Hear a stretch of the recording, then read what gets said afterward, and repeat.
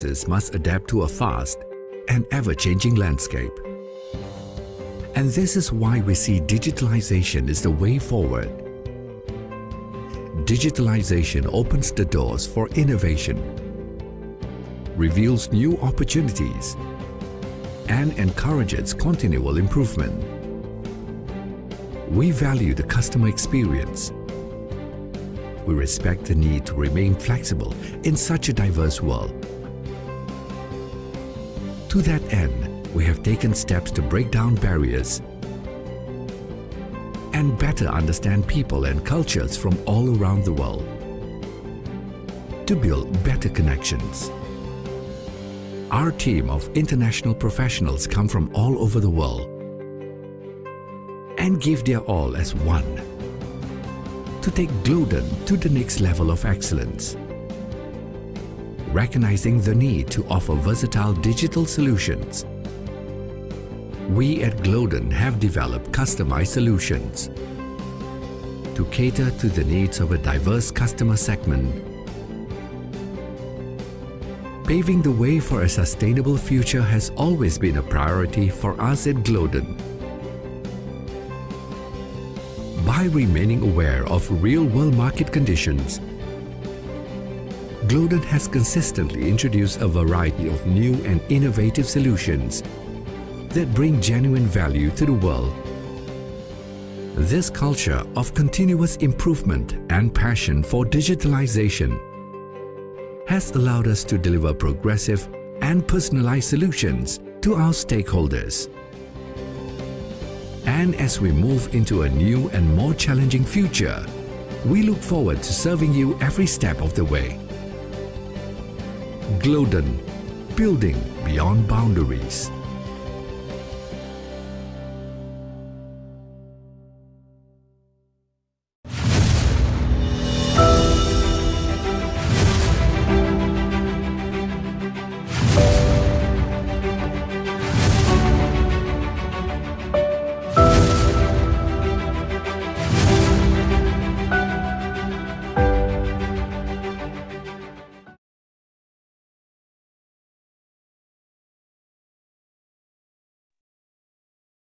Hello po. Good afternoon po everyone.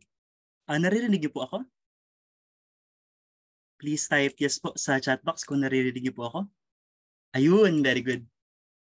Alright, so magandang hapon po sa ating lahat at maraming salamat po sa paglalaan po ninyo ng oras para maka-attend sa inihanda po naming event. So welcome sa almost 200 plus participants na nandito po ngayon, no? So again, maraming salamat po sa pag-attend sa aming event na prepare para sa Philippine market. Alam ko po na yung iba sa inyo ay busy, yung iba siguro nasa trabaho. Pero pinili niyo pa rin po na makasama kami sa hapon na ito. By the way po, my name is Jade Mark Morete, Account Manager po of Glodon Company Limited. And on behalf of my team, let me formally welcome you to BIM UP Philippines 2023 from 5D BIM to Digital Cost Management. So what is this event all about? Philippines construction industry has been transforming digitally gradually in the recent years at bilang isang digital platform provider, isa sa responsibility namin ay ma-inform at ma-empower ang construction professionals in the Philippines sa updates about BIM, specifically 5D BIM, which Cubico software is all about. Alam ko po ng iba sa inyo ay familiar na sa 5D BIM. Siguro yung iba ang idea is it is about estimation based on 3D model. Pero there are lots of things that we can explore sa 5D BIM, especially using the Cubico software. And ito po yung i-discuss namin all throughout the event, from 5D BIM to digital cost management. Isa pa po sa mga purpose ng BIM UP Philippines ay ipakita sa inyo kung ano ba yung mga updates about the trend of 5D BIM. Kaya ang BIM UP Philippines ay kinoconduct namin twice a year dahil lang because nag-update din po kami ng software twice a year, no, based sa requirement ng mga clients. So expect another event around siguro mga September. Also, this event will be conducted yearly para mas maging updated po tayong lahat sa nagiging trend ng 5D BIM. Okay? So para mas maintindihan natin ang magiging flow ng ating event, let me just share to you our agenda for this afternoon. So mag-run po yung event natin from 2 p.m. to 4 p.m. and it is comprised of 5 sections or 5 parts. Una po, it will be from 5D from BIM to digital building that will be discussed by Mr. Frank Xu, our General Director sa Glodon. Then on second part naman po, paano nakakatulong si Cubico's 5D BIM solution during the pre-contract stage that will be discussed by Ms. Cindy Lopez, our BIM expert sa Glodon. And after that po, i-discuss ko naman po yung tungkol sa functionalities ng Cubico software during the post-contract stage.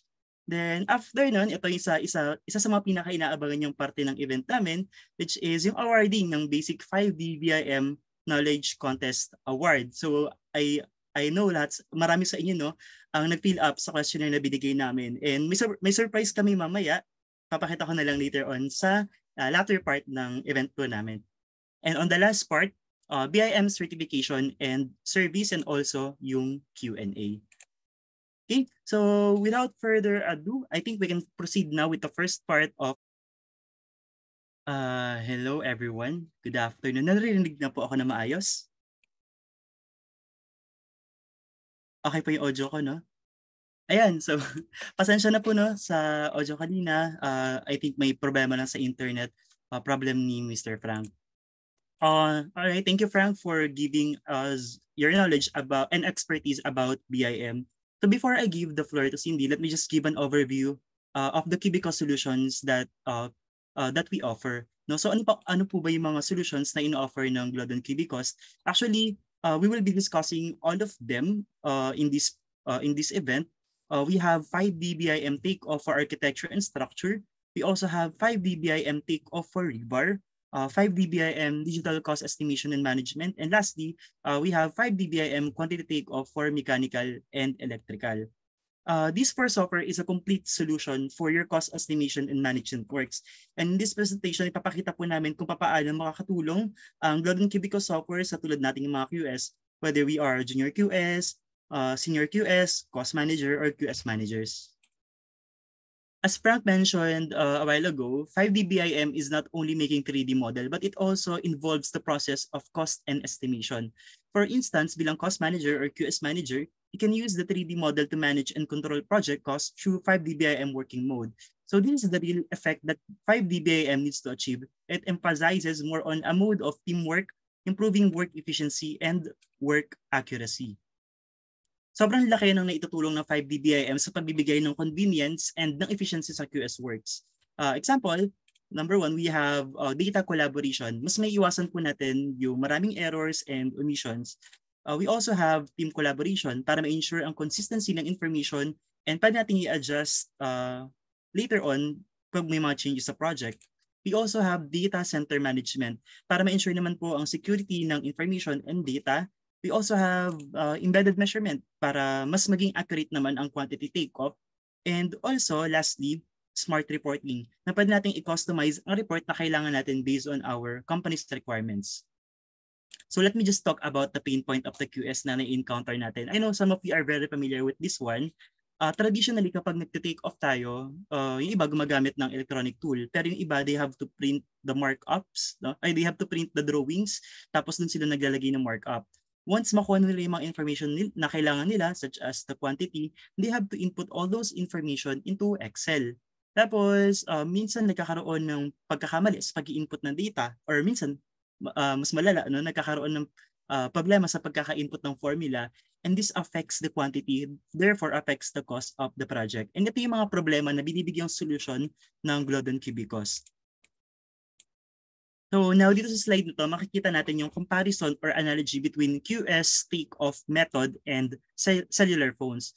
So in traditional method, we can compare this one, the traditional method of estimation, with analog or feature phones.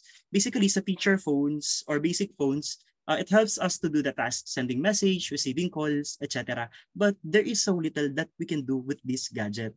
Now, when it comes to 2D-based software, such as PlanSweep, CostX, or Bluebeam, it can be compared to upgraded version of feature phones na kung saan mas upgraded na din ang ibang features and yung mga bagay na nagagawa nito. Lastly, for BIM-based software, we can compare it to smartphones that are available right now. Kung babalikan natin yung mga design software, it transferred from traditional method to 2D-based software and then to the 3D modeling stage. But for the QS, wala pa noon na nakakagawa ng 3D model calculation. Then, QB cost comes into play. Na-achieve ng QB cost ang transformation from 2D calculation to 3D calculation, which solves the pain points tulad ng slow manual calculation, too many errors, pati difficult modification. Tulad ng smartphone na ginagamit natin ngayon, mas mabilis, mas matalino, at mas madaling gamitin as compared to other estimating platform around. Okay, so let's go to the next slide. Yung software presentation po pala, it will generally be divided into two parts. The first one, ipapakita namin yung features ng software during the tendering phase, and then after that, during the construction stage. Ipapakita din po namin ni Cindy kung paano makakatulong si Glodon Cubicos in different stages of construction projects. So as you can see in this navigation page, this is the entire workflow where QS are mainly involved. From quantity takeoff up to the construction stage where it already involves progress claim and variation order. Sa bawat stages, ito sa side, makikita niyo po na nakalagay yung mga cubicle solution na pwedeng makatulong sa bawat stages ng QS works. No? Whether we are from a developer or consultant company or from a contractor company. To summarize all, on this page naman po, makikita natin, pinapakita lang kung saan process involved ang lahat ng software. So basically, si TAS, TRB, and PME, they are a 5D BIM quantity takeoff. And then after that, we can integrate the data or the quantity or cost na makakuha natin with this 3 takeoff software. Papunta naman po sa isang cubicle software which is TBQ, Tender Series for Bill of Quantities, which is part of 5D BIM costing platform. Okay? So from this point on, I think we can start now to introduce the software one by one. Okay, so may I invite our BIM expert, Ms. Cindy, to discuss about these 3 softwares. Hi, Ms. Cindy. Hello, Sir Jade. So thank you for introducing the Cubicle Solutions to our participants, and welcome to all the participants here in our webinar. So let me just share my screen. Ayan. Nakikita na po ba yung screen ko? No? Clear naman siya on your side. So, okay. So, okay. Thank you. Okay. So, on the first part, no, i-introduce ko po is the TAS or the Takeoff for Architecture and Structure. So, ang TAS, so we can achieve rapid quantity calculation, check quantities efficiently, and enhance quantity takeoff. So how do we achieve these 3 things? No? So first, in our TAS, may embedded calculation rules na po tayo. So no need na tayo mag-input ng formulas. Second, how do we check the quantities? We have this function called reversely check model view expression and 3D deduction wherein we can double check the quantities na na-compute ni software. And how we enhance the quantity takeoff process, of course, hindi na natin kailangan mag-print ng documents to mark up, and also it lessens the mistakes and errors in our calculation. So first feature po ni software is quick and easy takeoff. So there are 3 major file formats na pwede nating ma-import sa ating TAS software. So first is the CAD file, and then the vector, PDF, and last is the scanned PDF. So from those 2D drawings, no, we can create a 3D model na pagkukuhanan natin nung quantity natin. Namely, sa TAS, ang mga pwede nating ma-derive na quantities ay concrete volume, area of formworks, and also the finishes. So this is one example, no, on how we identify or on how we model the elements using the TAS. So this is the auto-identification of elements. So first, no, ang kailangan lang natin gawin is pick the sideline of the column, and then pick the label of the column, and then auto-identify. And as you can see, in a few seconds lang, no, na-model na natin yung columns natin sa drawing. And then next is the beam. So we have to model the beam. Same steps lang din. Pick the sideline of the beam, and then pick the label of the beam. And last is auto-identify. And as you can see, same with the column, no? Few seconds lang din yung tinagal, and na-model na natin yung beams natin. And next is the slab. So how do we model the slab? So on this part, kailangan lang natin i-pick yung label ng slab natin, and then we can immediately identify the slab. And with just that, no, napakabilis, natapos na natin yung isang floor ng isang building. So in just a matter of minutes, natapos natin yung isang floor. So that is the auto-identification of the TAS. So next natin is the smart finish assignment. So alam ko sa atin, sa mga nag-estimate, no, one pain point of estimating is the estimation or quantity takeoff of the different finishes, the wall finish, floor finish, ceiling, and skirting, no? Kasi manual pa natin siyang i-measure isa-isa and iisipin pa natin yung mga deductions na gagawin natin. So in TAS, no, in just one click, pwede na nating ma-apply yung lahat ng finish inside a room, no? And automatic na din yung mga deductions niya. And next is the detailed calculation. As mentioned kanina, may embedded calculation rules na kami. So based na to sa Philippine Standard Method of Measurement. So lahat ng deduction considerations ay naka-incorporate na sa software. Hindi na tayo kailangan mag-markup and mag-formulate. And may option din tayo na i-change itong mga considerations na to if it is not according to your company standard. So in this video po na ipapakita namin kung paano ginagawa sa software yung smart finish arrangement. So kailangan lang natin ng finish schedule so we can import the Excel file in the software. So that's the finish schedule and set lang natin yung right heading for each column para mabasa ni software yung information. And then, identify lang natin. And as you can see, automatic na siyang na-add dito sa element list ni software. And with just one click, no, lahat ng finishes na included dun sa room na yon ay na-apply na dito sa enclosed area. No? As you can see, yung wall finish, floor, and ceiling, pati yung skirting, naka-apply na siya dun sa room natin. And may option din tayo na maglagay ng material texture for better visualization purposes. No? So, ganun kadali yung sa pag-a-apply natin ng finishes. And if hindi naman siya enclosed area, pwede rin may option din na mag-manual drawing tayo, just like in the video. And then, next is so, hindi lang sa Philippine calculation rules, no? So, there are other calculation rules na pwede nating i-incorporate sa TAS, no? Ito 'yon, globally na siya, no? So iba-ibang sa iba't ibang bansa, meron kaming pwedeng iset na calculation rules. And then last, after the calculation, we can immediately extract the quantity report. Either pwede siyang i-print sa PDF or export to Excel. Now, first ng template natin is the quantity measurement worksheet.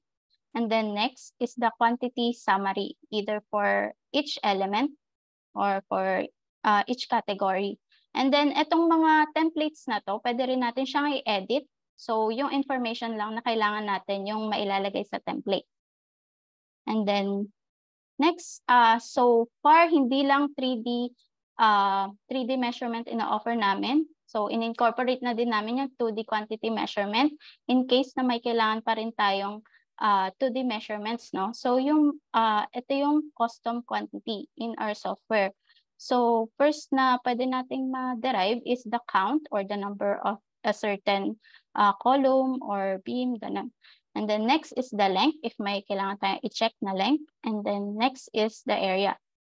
So, yun yung naka-incorporate sa TAS natin for 2D measurements. And then also, no, additionally, for the TAS, we have an upgraded version or another software of TAS, which is called the TAS TIO. So TIO from the word or from the meaning one-step intelligent takeoff. So bakit namin to tinawag na one-step? Because directly, pwede na tayo mag-import ng Revit file or IFC file sa ating software and then hindi na natin kailangan mag-model in TAS. We can directly move on to calculation. So as you can see here in the video, no, kailangan lang natin mag-import ng Revit file, set yung reference level, and then hintayin lang natin na mag-load yung model. And then after that, as you can see, may import na siya sa TAS natin. And then, kailangan lang nating i-check, no, if match yung Revit attributes dun sa import na project sa TAS attributes natin. So, kailangan lang silang mag-match and then we can proceed to the calculation. So, ganun lang kadali if we have this TAS TIO and if we are using Revit file, no? If may available tayo na Revit file, pwede natin siyang i-import dito sa TAS natin. And then, that's all for the TAS software, no? So if you have any questions, you can just chat on the chat box. And then I think we can proceed to the TRB. So from the name itself, no, TRB, take off for reinforcing bars. So same with TAS, may rapid quantity calculation din tayo. So may embedded measurement rules na tayo dito. No need na din na mag-input ng formulas.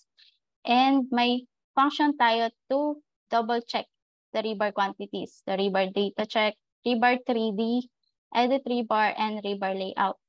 So as I've said kanina, naka-incorporate na dito yung local code natin or standard code sa Pilipinas. So hindi na natin kailangan isipin yung mga codes na kailangan natin. And ito, no, with better material visualization tayo. So si software na yung magpo-provide sa atin nung 3D, nung rebars, kung paano siya na-layout.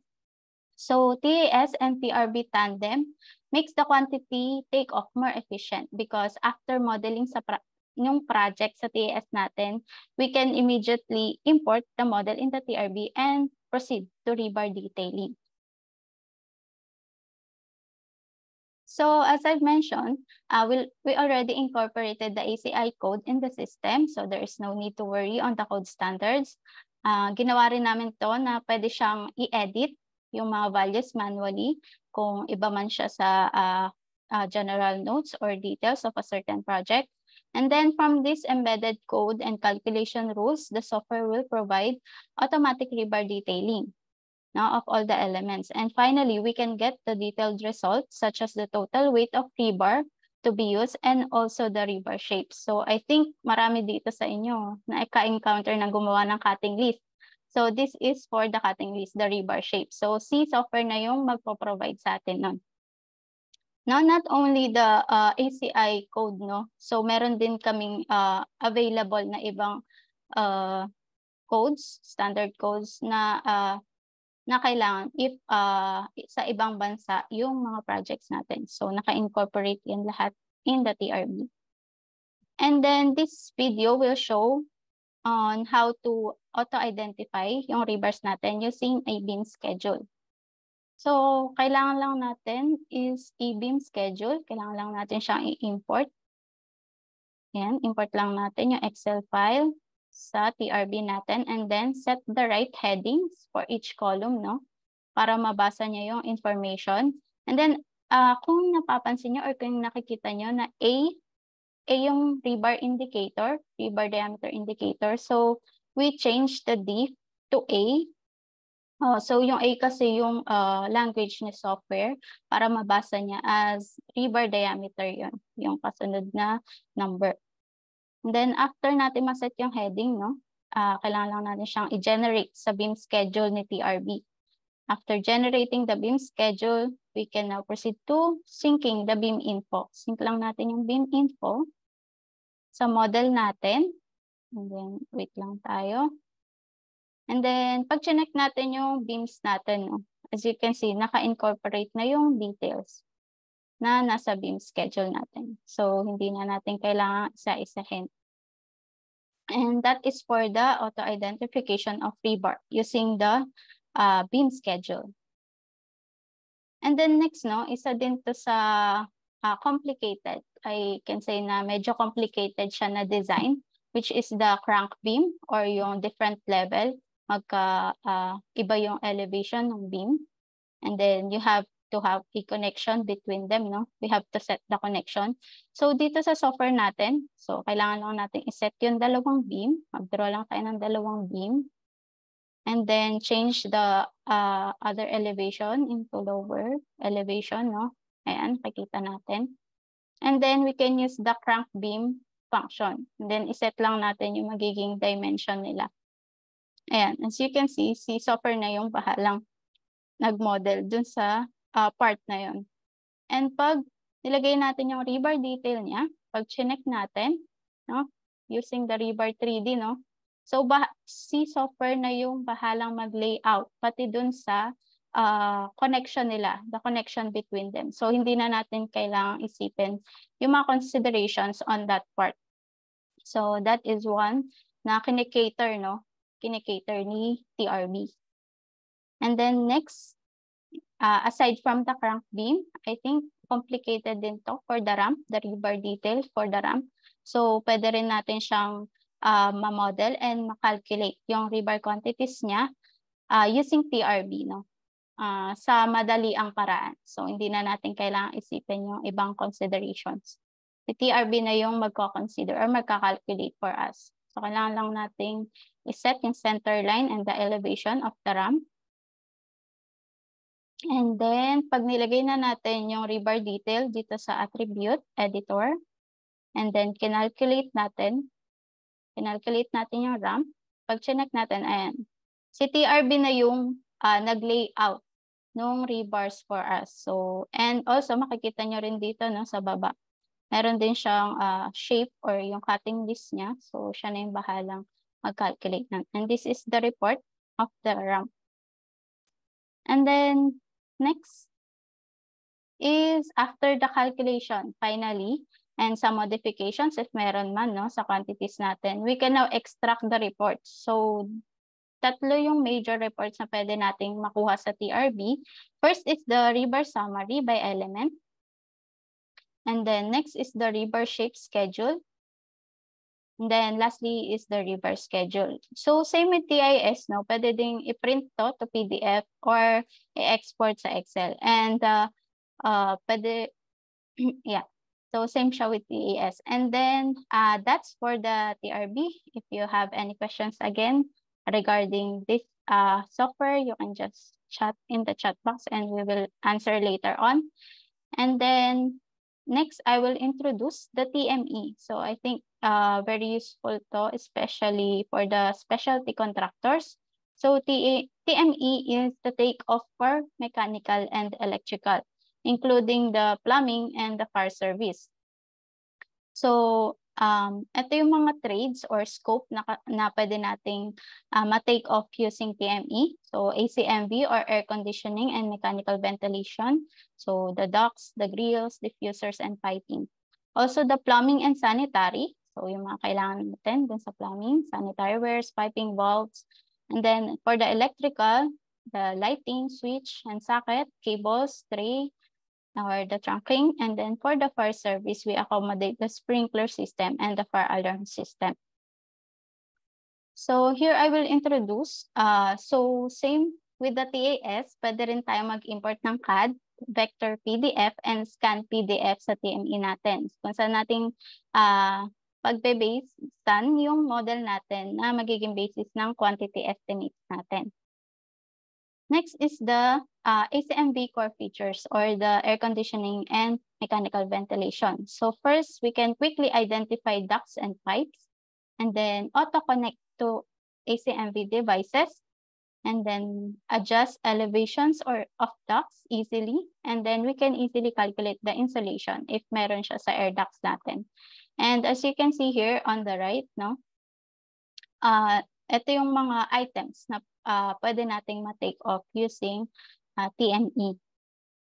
And then next for the electrical, so core features, same, no? Quickly identify your panels and easily connect devices via trace. So pwede tayo mag-draw na cable trace using TME. And then get quantities based on cable routes. So yun yung pinaka-core features ni electrical. And here are the items na pwede nating ma-take off using TME. And then next is for the plumbing and sanitary. So same no? Very easy yung identification ng pipes using the TME. And ginawa na din namin siya na lagi siyang mag-auto-connect yung devices to the pipes para mas madali tayo makapag-model and easy modeling for valves and flanges. And also, dun sa fire service natin, no, basically, it is somehow a combination of the plumbing and the electrical trade because of the sprinkler system, which is more on the pipes, same with the plumbing, and then the fire alarm system is more inclined on the electrical part. So in this video, you will see how kung paano kami makapag-identify ng device using our software. So after nating ma-import yung drawings sa software, ang kailangan lang gawin is remove the unnecessary drawings or hide. So ma-achieve natin siya dun sa layer manager. So hide lang natin yung drawings na hindi natin kailangan. And then we have this function called equipment. So ito yung gagamitin natin. So kailangan lang natin i-pick yung symbol na bibilangan natin and then pick the text, the label also. And then, pag nag-find all tayo, si software na yung bahalang mag-scan dun sa whole drawing and hahanapin niya yung same as the one we selected, no? Yung base equipment natin or base drawing natin. And as you can see, automatic na siya ma-add dito sa element list natin. So, ganun kadali mag-identify using TME. And then next, I will show you on how we will model the duct systems using TME, no? So very easy lang din to. After natin mag-model ng devices, we can proceed to identifying the air ducts. So we have this function called duct system identify.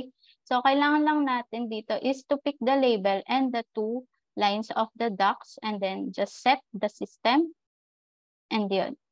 After nun, na-model na niya lahat nung nakakonect na air ducts doon. So with this same procedure. And as you can see, different system siya, no? So si software na din bahalang magpalit ng color. So very easy for identification, no? Na magkaiba sila ng system. And we also have air duct fitting generation.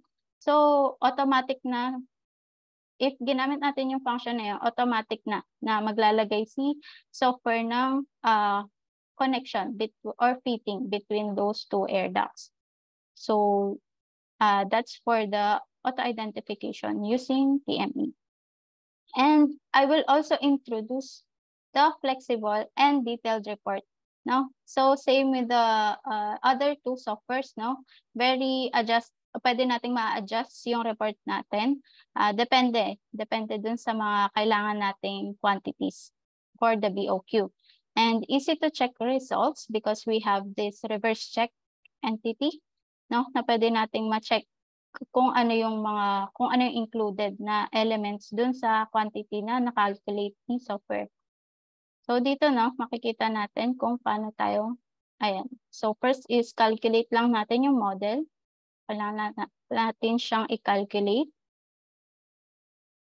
And then use view quantity by category. So ito na yung report natin. Ipapakita niya lahat ng mga na-calculate ni software. Folder.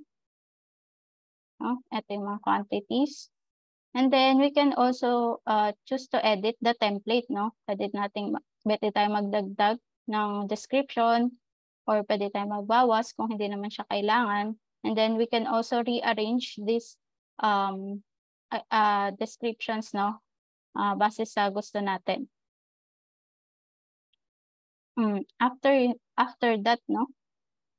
Pwede tayong mag-reversely check quantity. So double click lang natin yung quantity and lalabas dito, ililista niya yung mga pinanggalingan. Yung pinanggalingan ng quantity na yan, and pag click natin yung isa doon, so ipupunta niya tayo doon sa location niya sa model. So that's how easy we can double check our quantities using TME. And then next, I will also introduce on this part is the new update of the TME for this year, which is the entity floor attribute.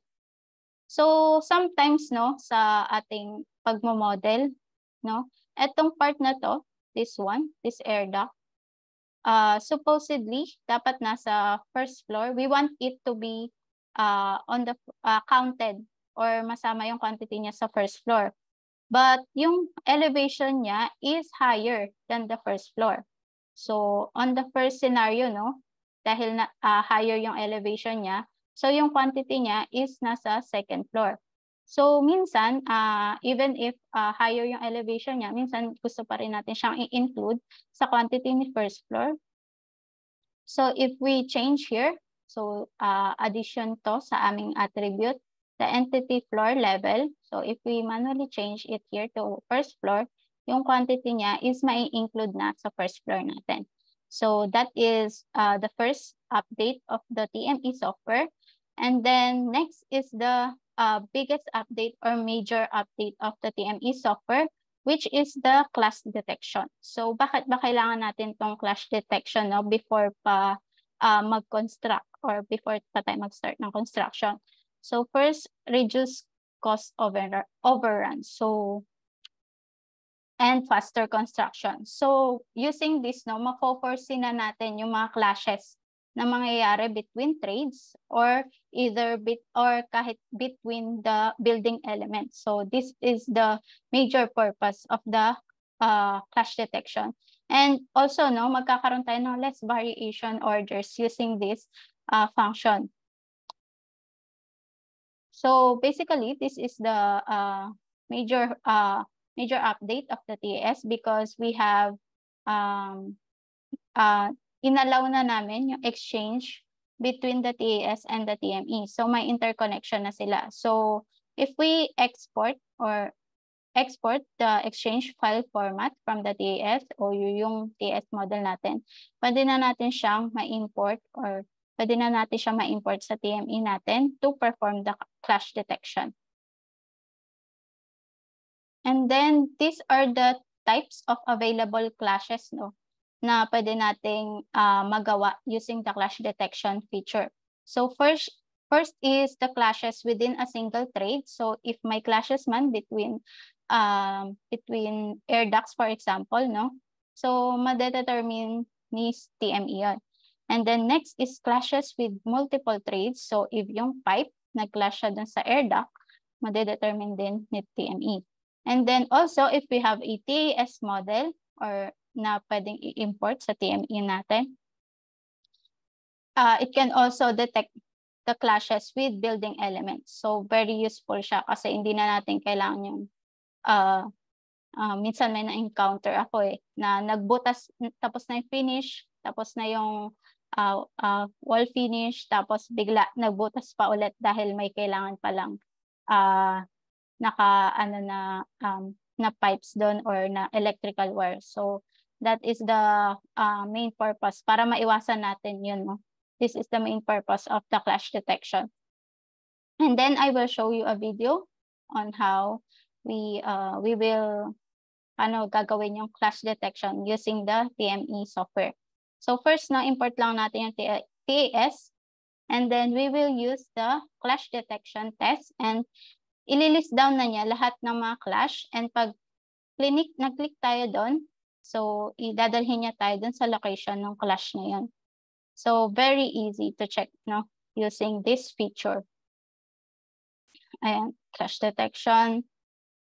And then we have also the break and adjust elevation.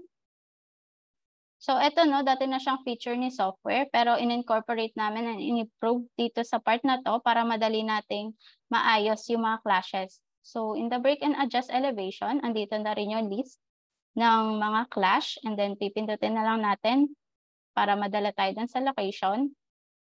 And then we can easily adjust this part, no, para bumaba siya or tumaas, depende dun sa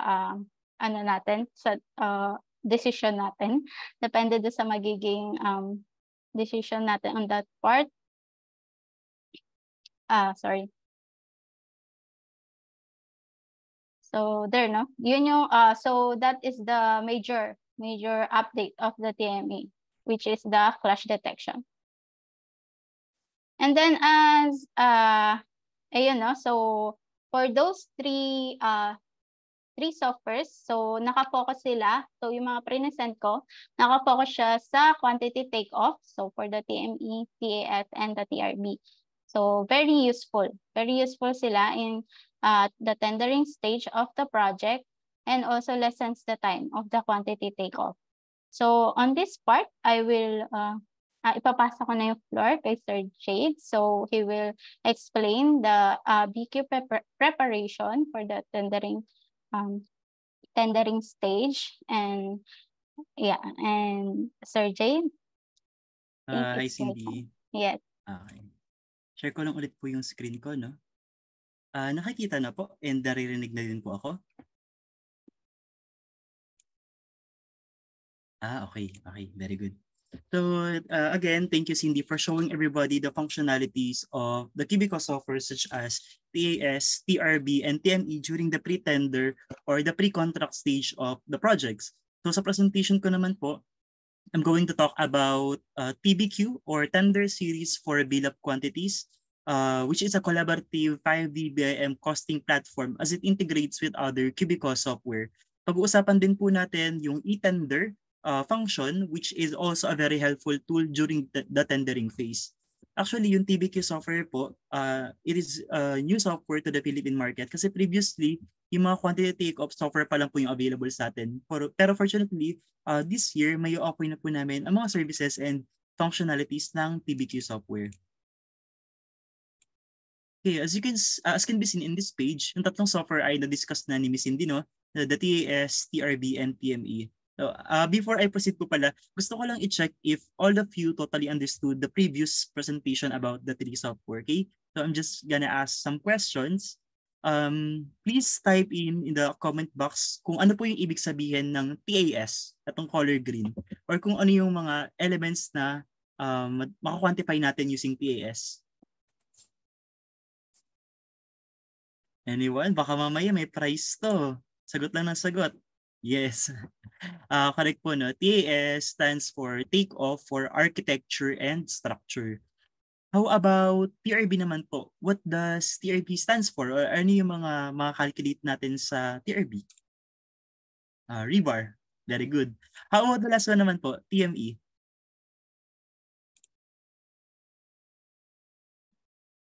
Mechanical and electrical. Alright, very good. So lahat tayo alam na natin yung differences between the three software. And for this part on, I will be discussing kung paano may integrate yung quantity na ma-generate natin out of these three software to another Cubico software which is focused on costing. That is called TBQ or Tender Series for Bill of Quantities.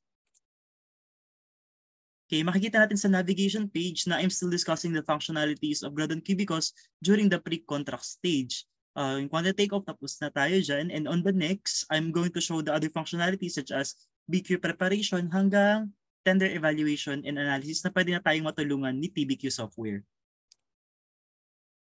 So now let's dive into my main topic. Let's talk about TBQ. Paano ba ito makatulong sa mga teams, no, to efficiently share and integrate cost-related data throughout the project lifecycle. So let's go to the first key feature of the software, which is it has a server-based, centralized and secure data and information management for enterprise. This feature is very important because isa sa mga pain points ng mga QS na madalas nating na-encounter are regards to data organization and security. Some scenario, yung mga data are not easily accessible as they are scattered in different file folders. Another thing, there is a lack of strict standard operating procedure para ma-manage yung user and control access rights para sa lahat ng involved sa organization. And this results to compromise confidentiality and security of the project information. Now, in TBQ, maraming included na different features to address these pain points. In TBQ, it can automatically combine, organize, and accumulate data in unified server. Also, may permission si client na i-configure yung user list and access para kung sino lang yung involved sa project, sila lang din yung makakita ng details ng BOQ. So let's go to the next feature. The first thing or main thing to do in creating BOQ, of course, is to get BOQ template from different sources. Most of the times, hindi standardized yung BQ template, and sometimes we are dealing with lots of BQ templates. At bilang QS, it is such a tedious thing para i-compile and i-collect lahat ng data. Well, isa sa main feature ng TBQ is that BOQ templates or cost estimate template can be easily derived from various sources such as historical projects or standard templates from library. Or if wala pa tayong available na template, we can even import from Excel file or PDF. And once we import it in TBQ, magiging standard na yung format niya. So natutulungan nito ang mga users na ma-reuse yung mga data very easily and efficiently. So on the next pages, I will show how we can get data from different sources. Okay. So this one is from Excel file. We can use the identify Excel function. Import lang natin yung Excel file. Ima-match lang natin yung heading ng bawat column. And once we click identify, lahat ng information na to ay may import na sa TBQ natin. No? Another option is we can get data from other projects. So let's say nakagawa na tayo ng project before sa TBQ, nakagawa tayo ng BOQ. We can use this one, get data from other projects para ma-reuse siya sa existing project or sa mga future projects natin. Next one, we have get data from BQ library. So si software meron siyang BQ library, no? Which is doon natin ilalagay yung standard template natin. Para every time na magkikreate tayo ng panibagong project, we can just get the BOQ template sa BQ library natin. Next one naman po, identify PDF and fill price to PDF. Minsan, I know hindi siya common sa Philippines, pero may iba na nakaka-receive pa rin ng PDF file kapag nagte-tender, no? And isa sa mga pain point is ang hirap i-convert ng PDF file into Excel file na okay pa rin yung format niya. Pero dito sa may TBQ software, we can import directly the PDF file. And yung mga information na yun is may import na rin siya sa may software na mapipick up na rin siya ni software automatically. So that is for the first part. Another feature of the software naman, as I mentioned a while ago, it can integrate with other software such as TAS and TRB. So sa feature na to, pwede nating i-link yung mga quantities from TAS and TRB model. No? Once tapos na tayo sa model, pwede nating i-link yung quantity sa TBQ. Apart from that, the users can visualize quantity checking in 3-dimensional view. So dito, hindi ko na siya mapapakita sa software operation na, pero ganito yung workflow niya. Yun sa kaliwa, ito yung mga quantities na ma-generate natin sa TAS and TRB. We can just link that quantity into our TBQ. And ang maganda pa dito, once na mag-update yung model natin, let's say may mga revision, automatic mag-update na rin yung BOQ natin. So hindi na natin siya kailangan i-link ng paulit-ulit. Automatically mag-update na rin yung sa BOQ natin.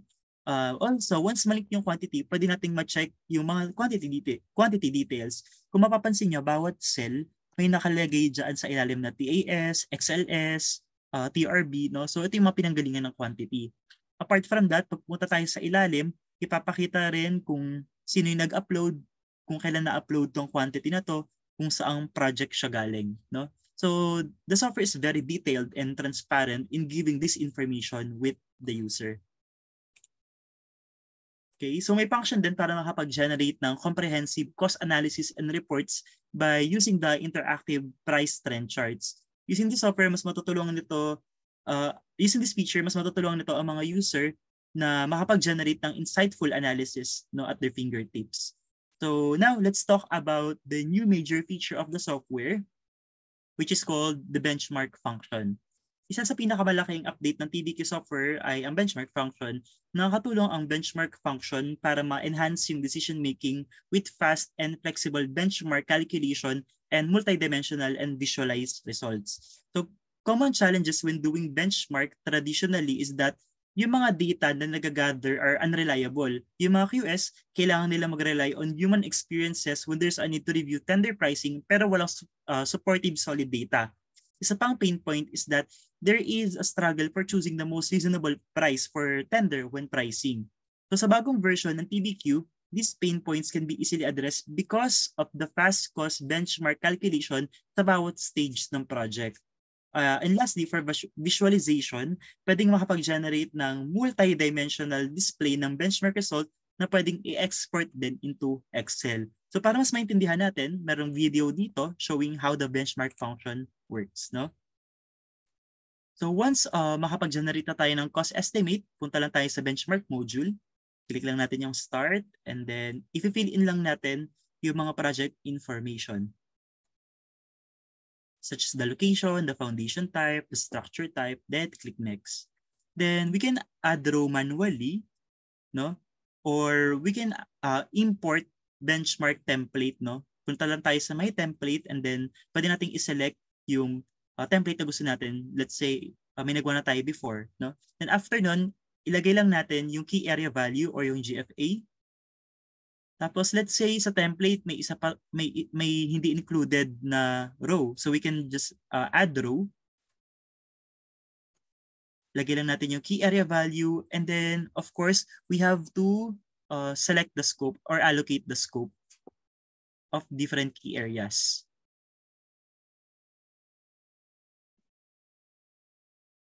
So since may binago tayo dito, nag-add tayo ng isang row, we can save this one as template na para ma-reuse natin sa mga future projects. Okay. Once punta tayo sa may template, mag-a-appear na dyan yung sinave nating template. Then after nun, once okay na, just click next lang and then this report will appear. Okay. So sa report na to, pinapakita yung total amount ng project, project GFA, cost per meter squared by project GFA. Tapos meron ding graph no, na pinapakita yung cost per key area value. Tapos meron ding pie chart dito na pinapakita yung key area amount in percentage. Sa ilalim, makikita natin yung detailed comparison. We have the key area, yung markup amount, yung cost per GFA, key area value, and dito naman may cost, key area value, and also percentage. No? So that is how the benchmark function works. So for the next part naman po, let's talk about the e-tender function. Another collaborative feature of the TBQC software is the e-tender function. Itong function na to, mas pinapabilis niya yung tendering and evaluation process dahil using the e-tender function of Cubicos, it allows the users to generate and submit electronic tenders through the software. Mas pinapabilis nito ang tendering process by eliminating the need for manual preparation and submission of physical documents. So, pakita ko po kung paano siya gumagana, no? For example, tapos na tayo sa BOQ natin and ready na natin, yung consultant to, tapos na siya sa BOQ and ready na siyang i-send yung BOQ natin sa mga contractor para mag-fill in sila ng price. So si consultant pwede nga i-click tong generate tender doc, then mag-fill in lang siya ng password for security, then mag-generate si software ng BQD file. So itong BQD file naman na to, ito yung ibibigay ng consultant sa mga tenderers or sa contractors. Now, once ma-receive ni contractor yung BQD file, pwede niya itong i-import sa TBQ or sa e-tender website. No, i-fill in niya rin yung password na binigay ng consultant. Tapos, once ma-fill in na ni contractor yung mga price from the BOQ na binigay ni consultant, yung mga data ay magagather ni consultant at may import na siya dun sa may system or sa e-tender website. Okay, so ganito yung magiging itsura niya. So, i-reflect ni software or ni e-tender yung mga price na binigay ng mga contractor. So, maka-compare siya ng consultant very easily. Tapos marami siyang mga information paano pwedeng makuha. No? Mamaya papakita ko po. No? So, this feature is paperless and errorless. No? The costs are auto-calculated and auto-added. It is password protected. It can auto-detect and show revised items. And pwede rin ma-export as price BOQ into PDF. This automated documentation flow reduces around 80% of tedious data entry and compilation, making it easier to process hundreds, even thousands of tenders. Iba pang comprehensive evaluation features of the TBQ software or the e-tender platform are as follows. Una, may major rate analysis. So, kaya niyang i-auto-aggregate yung major rates, no, according to respective trade codes for the entire project. Tapos meron ding highest and lowest indicator. Dito kasi pagbabanggain niya yung mga presyo na binigay ng mga tenderers or contractors. So malalaman natin kung sino may pinakamababang binigay na price or sino may pinakamataas na binigay na price. No? Meron ding mark inconsistent prices. Nade-detect niya tsaka naglalagay siya ng mark sa inconsistent prices sa lahat ng data na sinubmit ng tenderers. Tapos kung may benchmark tayo na ginawa, meron din tayong function na tinatawag na compare with benchmark. So, ika-calculate niya at i-display niya yung difference with benchmark in terms of amount and also in terms of percentage. Tapos, meron ding multiple evaluation rounds. So, pwedeng mag-create ng multiple rounds to evaluate tenderers revised BQ in any tender version. And lastly, flexible comparison. Si consultant, pwede siyang mag-add ng custom comparison in any tender version. Pwede nga i-compare yung contractor's original and revised submission. So that is for the TBQ and e-tender. So already discussed and mentioned how these three 5D BIM takeoff software can be integrated and collaborated with the 5D BIM costing software, which is TBQ and e-tender platform. Again, to sum up all the details that we have discussed, both Cindy and I explained how the Cubico software can help you in the pre-contract or during the tendering stage of the project. So pinakita namin yung take-off process and also integrating of the quantity into costing platform. So I hope naintindihan natin yung first part, no? About the quantity take-off part and costing part. Sa next part naman po, I will be discussing kung paano magagamit si Cubico software during the post-contract stage or during the construction stage of the project. Okay, so hindi lang kasi hindi lang kasi sa estimating nagagamit si software. Magagamit din natin sa during the construction phase of the project. Kasi once matapos na yung 5D BIM model, pwede na siyang ibigay sa mga site QS, no, para naman sa mga iba pang mga tasks during the post-con like VOs, progress claim, segmentation, and etc. And ayun ipapakita ko sa next part. Unang function is yung revision. Alam natin na maraming changes, revisions, addendum na nangyayari sa isang project. Depende pa yun sa laki ng project, no? Minsan umaabot sa libong drawings, no? And when we are dealing with the revisions, napakadaming pain points nito such as first one, yung changes sa drawings, minsan mahirap makita kasi yung iba minsan hindi sila naglalagay ng cloud, 'di ba? Kung may mga changes man. So kung walang cloud, di natin makikita kung ayun ba yung changes sa dalawang drawings. Isa pa, imagine kung sobrang laki ng project, no? Tapos kailangan natin isa-isahin yung mga changes. So, mahihirapan tayo. Second, most of the time, yung mga estimators, manual pa rin yung take-off for variation orders, which is time-consuming. And lastly, it is troublesome to compare quantities, assemble quantity for addition items, and also for omission items. So, para mas maintindihan ninyo, I'm going to play a video about the revision function. So dito, mag-i-import lang tayo ng dalawang drawing, yung original drawing tsaka revised drawing.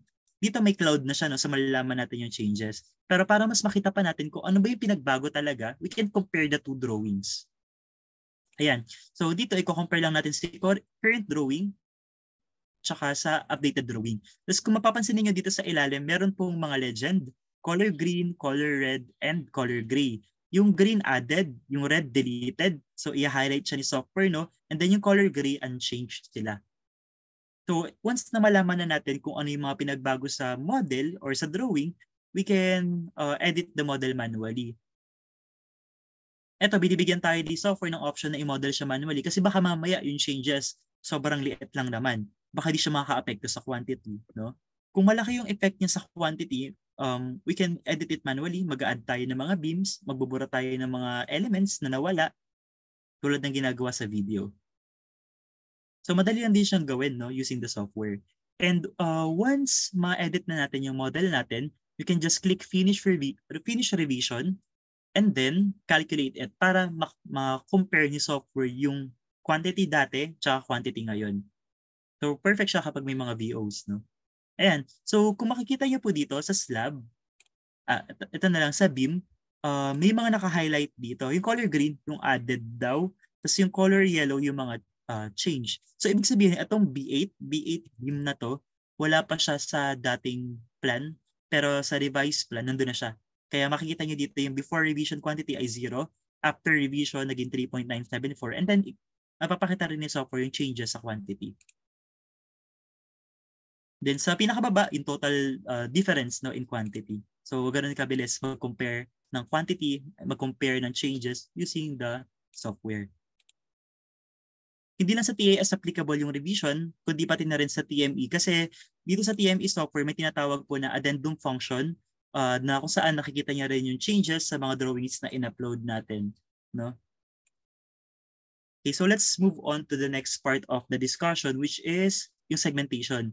Basically, yung segmentation function po, ina-extend niya yung usage ng BIM model to the construction stage.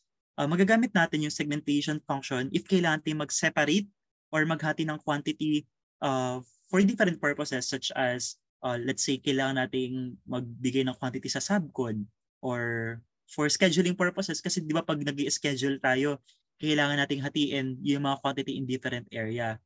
So, doon natin magagamit yung segmentation function. Right? Traditionally, madaming pain points ang na-encounter ng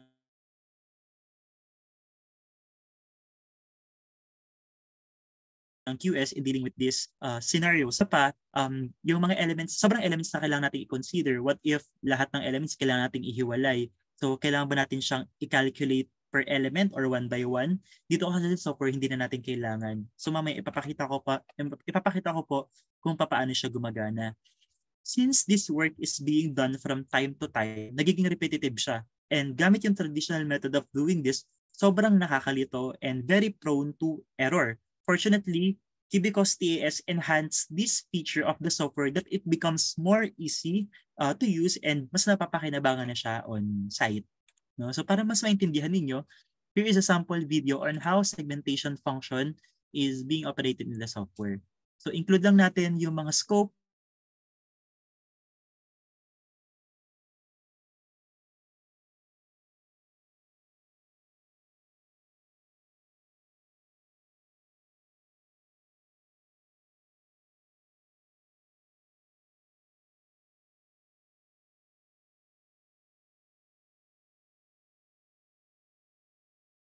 Sorry, Jema. Hello. I think he had a technical issue on his side. Okay. I Okay, sorry, attendees, sorry everyone. Maybe we have some internet issue from the Mr. Jema. So please hold off and let us fix the issue in the short term. Yeah. In this time, maybe we can go to on some the Q&A section. From our presentation up to now, do you have any question? You can send it to the chat box or Jema here. hold on po. Sorry about that. Medyo nawala po ako sa Zoom. Naririnig na po ako? yes, sir. Okay. Hold on for a while. Dito po ako nawala sa segmentation. Tama po ba?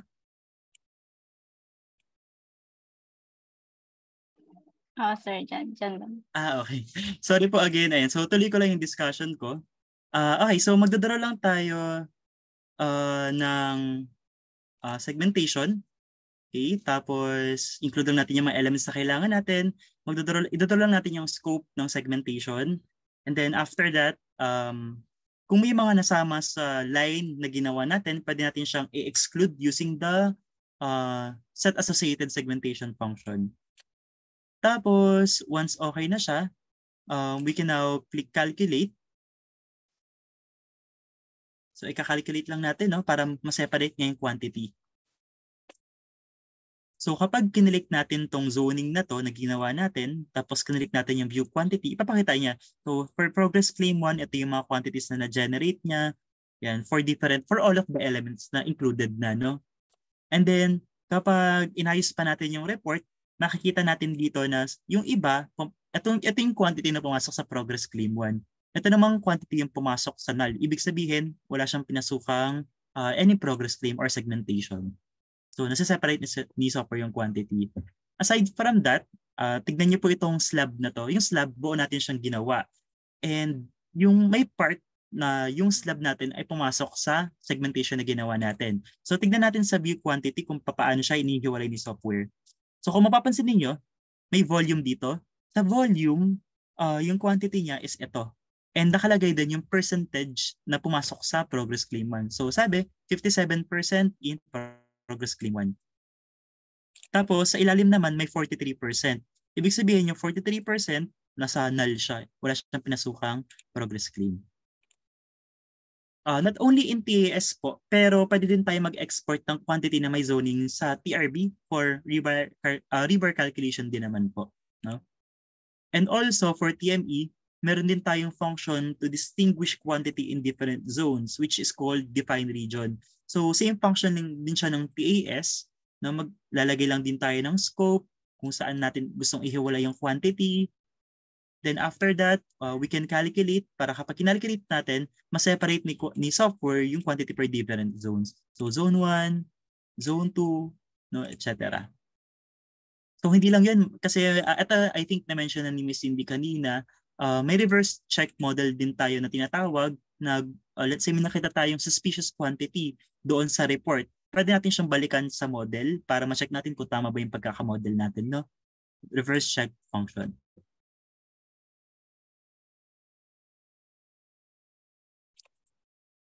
Okay, so next function naman po is define work done. Ito, useful to sa mga projects na may vertical progressing, especially yung mga vertical elements. For example, di ba 5 meter yung column natin, for example lang po 3 meter, kailangan nating hatiin yung progress claim sa column na yun into 2 different progress claim, 3 meter and 2 meter respectively. Therefore, yung mga vertical elements such as column, wall, staircases need to have different progress claim. Dito sa software, mas mapapakita niya visually and mas may hiwalay niya yung quantities very accurately using the define work done. So mabilisan ko lang ipapakita, no? So tulad natin lahat, gawa lang tayo ng progress claim. Pwede nating palitan yung pangalan, let's say progress claim for January. Gawa lang tayo ng panibagong progress claim naman, let's say for February. Ayan. Then i-hide natin yung mga horizontal elements kasi sa vertical elements tayo maglalagay ng percentage. Yan. So for example, itong part na to is 100% na-claim siya ng January. So pwede kong i-incorporate yung progress claim sa January and i-input yung percentage as 100%. So let's say itong part naman ng column na to ay hindi 100% pumasok sa January, no? Let's say for January ay 30% lang. Yan. So pwede kong include na 30% lang. Pati sa mga walls, ganun din. So saselect ko lang yung mga walls na gusto kong hatiin yung progress claim. So let's assume na itong wall na to ay 100% nasa January. And yung ibang part naman ay pumasok sa progress claim ng February. I mean sa January na, pero 50% lang. Now calculate natin. Yan. So kung mapapansin po ninyo, itong column na to, 100% yung pumasok sa progress claim ng January. Pero yung isang column na nasa ilalim banda, 30% no, pumasok sa January, pero yung 70% naka-null pa siya. So dito ma-detect natin na ay itong part na to ay hindi pa naki-claim kasi naka-null pa yung progress claim niya. Yan. Same with wall po, 100% and 50%. Now, if we click check segmentation, ipapakita ni software in visually, in 3D model, kung ano ba yung mga quantities na pumasok sa progress claim ng January. So, mapapansin nyo, merong mga solid color and transparent color. Yung transparent color, pumasok sila sa multiple progress claim. However, yung mga solid color naman, pumasok sila sa isang progress claim lang, which is January. So, ito pwedeng ipakita sa client or sa boss nyo na itong mga colored, na-claim na sila ng January, no? And yung iba, hindi pa sila nakiklaim. So, pwede nyo ipakita visually. Pwede rin siyang i-export into Excel actually. Or I mean, pwede siyang i-export into JPEG file para mas mapakita. If yung pagpipresenta natin ay wala namang QB cost, no? Pwede natin siyang i-export into JPEG file. Okay. So, next naman po ay check segmentation. So check segmentation naman is same lang din siya ng progress ng define work done kasi dito pwede nating ipakita in visual manner yung mga na-claim natin, no? So for example, ayan, meron tayong tatlong progress claim na ginawa, January, February, and March. So pwede kong i-highlight itong tatlo para ito makikita niyo magko-color siya dito. So let's say ang kailangan ko lang ay January. So sa January, ipapakita niya yung claim na pumasok for January. For February naman, i-check lang natin, mag-a-appear na siya dito. And for March, mag-a-appear siya dito. So mapapansin niyo may dalawang colors ulit. May solid color and transparent color. So yung transparent color, pumasok siya into 2 different claims. So siguro ito, yung part may part dito na pumasok ng February, no? Yan. So for the last section of my presentation, ipapakita ko naman po kung paano ang accessibility ng software even we are not in office and we need the quantity or the model. So I will present to you the Cubicos Cloud. So this feature of the software plays a big part in terms of collaboration of different construction parties such as contractor, subcontractor, consultant, etc. Basically, pwede natin i-upload yung Cubicos model to Cubicos Cloud and get access to the model and report anytime, anywhere. So dito, may short video akong papakita, no, about Cubicos Cloud.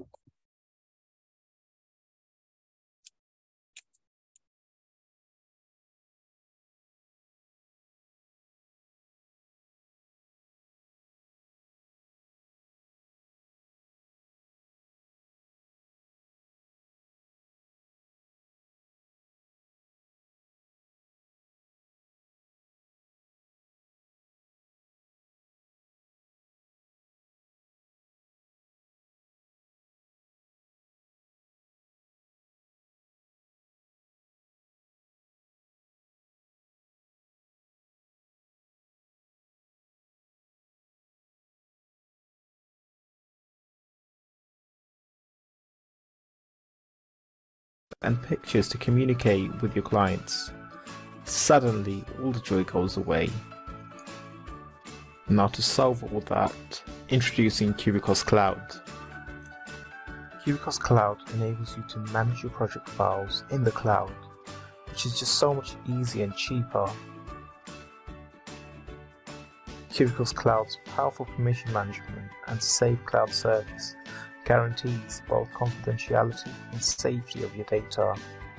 Moreover, it enables you to systematically organize the documents in the full lifecycle of construction projects.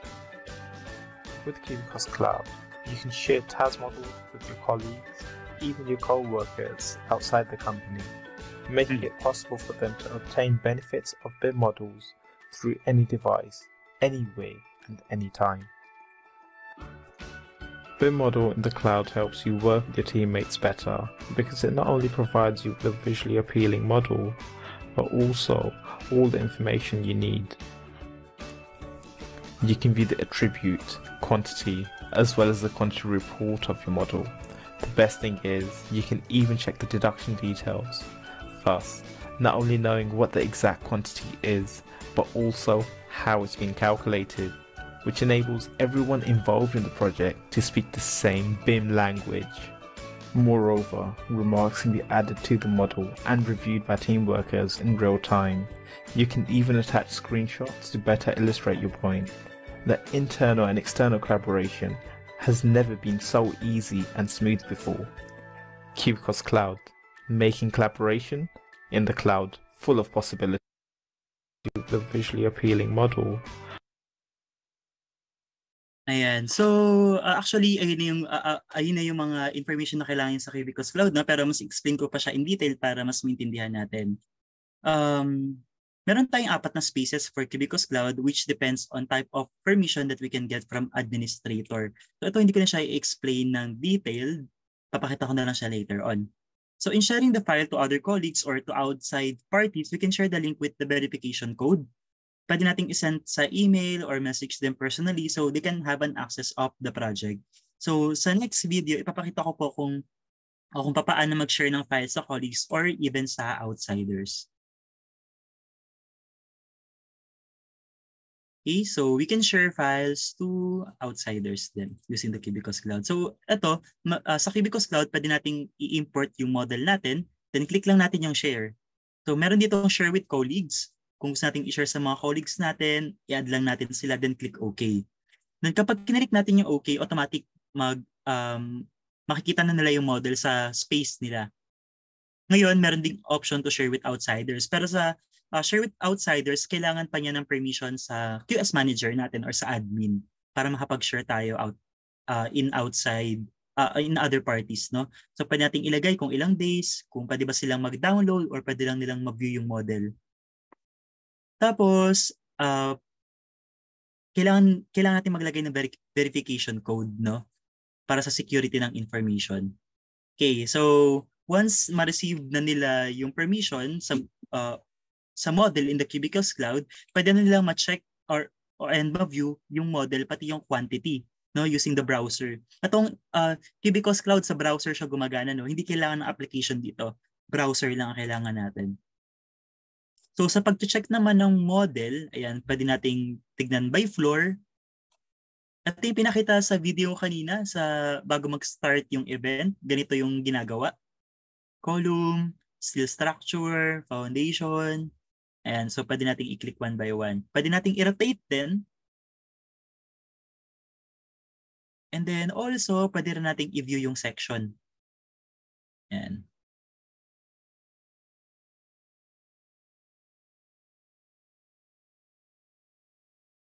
Tapos kapag nag-select tayo ng mga entity, makikita natin yung information or attributes nila. Not only yung attributes, pwede rin natin makita yung quantity, no, sa ilalim. Yan, yung volume, area of formwork about this selected entity. So sobrang ganda gamitin ng Cubicles Cloud kasi makakapag-collaborate siya with other construction parties kahit hindi involved sa project natin or kahit hindi natin kasama sa company. So makakapag-generate din tayo ng report na makikita natin sa Cubicles Cloud.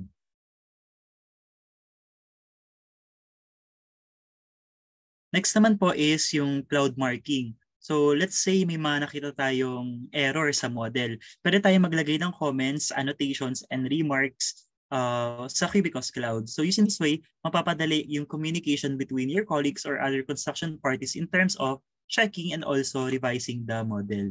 So may papakita akong video kung paano po siya gumagana.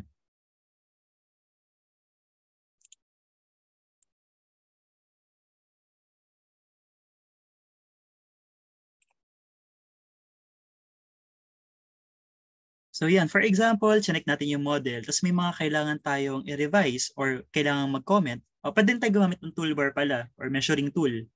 Let's say itong wall na to ay chinek natin, tapos napansin natin na mali yung dimension or mali yung length. Pwede tayo maglagay ng cloud or markup, tapos mag-i-insert tayo ng comment. Tapos kung makikita nyo dito, pwede tayo mag-add ng comment. Let's say, please check this part. Tapos, once mag-add tayo ng comment, marireceive to ng mga involved sa project. So, mag-a-appear sila sa notification center. Papakita ko mamaya kung saan siya makikita. So, even sa section, no, sa loob, pwede tayo mag-add ng comment. Gawa lang kayo ng mga arrow, then mag-add ng comment. Then, click OK. So, mag-a-appear siya dito sa comment section. Tapos, pag dinouble-click natin yan, may screenshot tayo makikita, no? So malalaman natin agad kung saan nanggaling yung comment. Double click lang natin and then i-relocate tayo ni software sa location ng comment. So ganun siya kabilis and kadali gamitin. So another feature of Cubicles Cloud when it comes to collaboration is, let's say naka-receive tayo ng comment, di ba, na may mga kailangan tayong baguhin, pwede tayong mag-reply doon sa mga comment. So ito, makikita natin siya sa notification center, yung mga binigay na comments sa atin. Tapos, let's say ikaw yung QS na dapat magbabago nun. Yan, pwede nyo siyang i-click dyan, go back to comments, and then add reply sa ilalim. And so, pwede yung replyan, yung nagbigay ng comment, no? So, will do. And thanks. Yan, just click OK. Then, again, yung mga communication na ginagawa natin doon sa Cubicles Cloud ay na-notify siya, no, sa different construction parties. So there you go po. I already shared some of the functions of the software that are very useful on the post-contract stage of the project, such as segmentation, variation order, and also yung Cubicles Cloud. Para bigyan ko po kayo ng overview about how the software can help us in terms of efficiency, makikita dito sa graph po yung comparison and estimating the projects using the manual method and using the Cubicles software. So yung graph na to is a random sampling of 100 projects, no, created using the Cubicles. So from 49 days manual method, matatapos lang siya sa software in 12.5 days. So sobrang laki ng oras na matitipid natin kapag gumamit tayo ng Cubicles. Kapag mas marami tayong natipid na oras, of course, mas makakagawa tayo ng maraming project. So there you go po, no? On this last page of my presentation, I'm just going to illustrate the project management benefits of Cubicle software for BIM takeoff and for costing.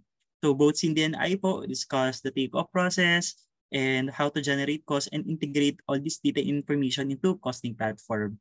So by the way, just to inform you all, yung mga binanggit na features ay basic functions pa lang ng software. And there are many more values that the software can offer. Okay, so I hope naintindihan natin at may natutunan tayo sa discussion namin about the four software. And kung may mga questions kayo, iwan nyo na lang sa Q&A. And going to the next part, I think isa to sa mga pinaka-inaabangan ng lahat kasi i-award na po namin, i-announce na po namin yung nanalo sa 5D BIM Knowledge Contest winners. So marami kami na-receive na answers, no?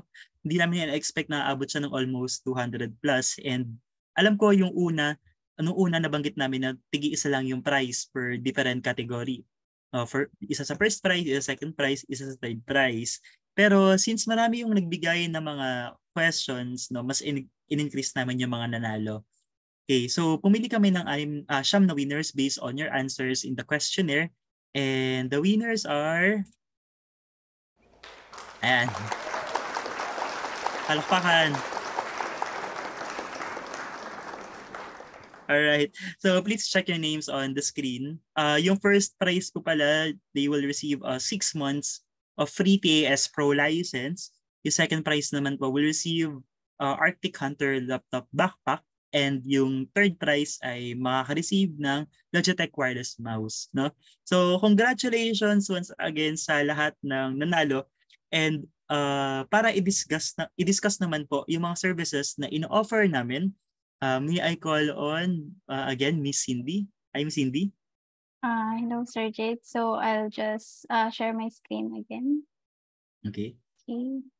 And so, okay. So again, congratulations to all the winners on our 5D BIM contest, no?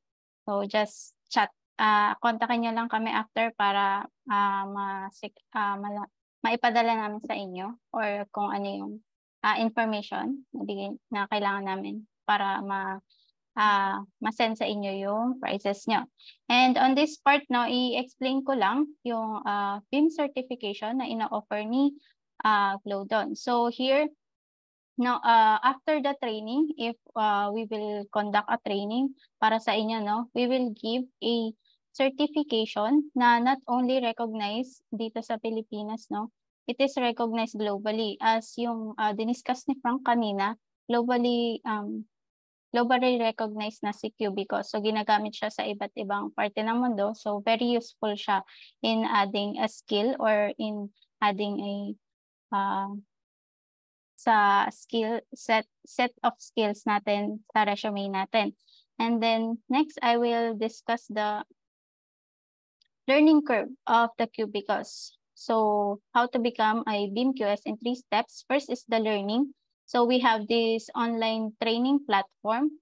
So I will just paste the link later on the chat box, no? And if you want to have access to this online training platform, just contact us after para mabigyan namin kayo ng free access. So we offer 1 month free access for this training platform. So dito mapapanood nyo yung standardized demonstrations on how to use the functions of the softwares. And then next is the training. So we also offer training by our experts na dito hands-on or matututukan namin kayo na magamit yung software or yung other functions, no, in detail.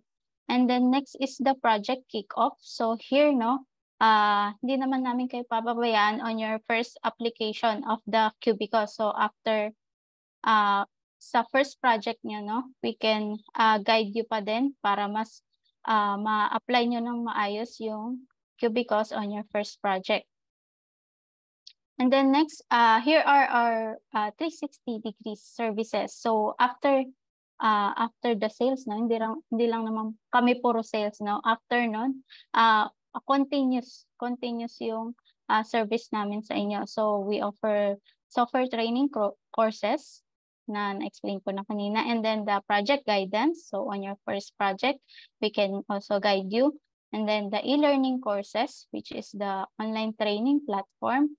And then held din kami ng exclusive events like this one for na every year meron kaming event to introduce the new features of our software. And then may workshops din kami. I think baka meron na sa inyo na naka-attend no previous years ng public training na kinonduct ng aming team. And then also may local helpline and remote assistance tayo. So yung mga questions nyo, no, nasasagot namin yan agad, no? Dahil hindi na namin kailangan hindi na kayo kailangan dumiretso sa HQ. So per branch or per country, no, may local helpline tayo. So madali yung process flow ng pag-a-answer ng mga queries. And then if you are interested to start your 5D BIM journey with Cubicos, so just contact us for the demo appointment. So pwede itong face-to-face or online. And then based on your company's scope of work, i-demo namin yung suitable software for you. And then next will be the training support. So dito bibigyan namin kayo ng access sa OTP namin para mas maintindihan nyo yung functions ni software. And then the hands-on trial. So for the hands-on trial dito, if magsiset tayo ng hands-on trial for your company, we can use a project drawing na nagawa nyo na, no, para mas magkaroon tayo ng comparison in using the software. So for this month of April, no, we are planning to hold a public trial class. So this is the time slot, no, April 22 and April 29. So from 8:30 a.m. to 12:30 p.m. So ano yung benefits if mag-attend kayo ng trial class na to, no? So first is the latest 5D BIM knowledge and skills, and we will give you 30-day trial license of the SC Pro. And also if you pass the assessment and nakapagpasa kayo ng homework na ibibigay namin, so bibigyan namin kayo ng certification. So just scan the QR code or just I will paste this link, no?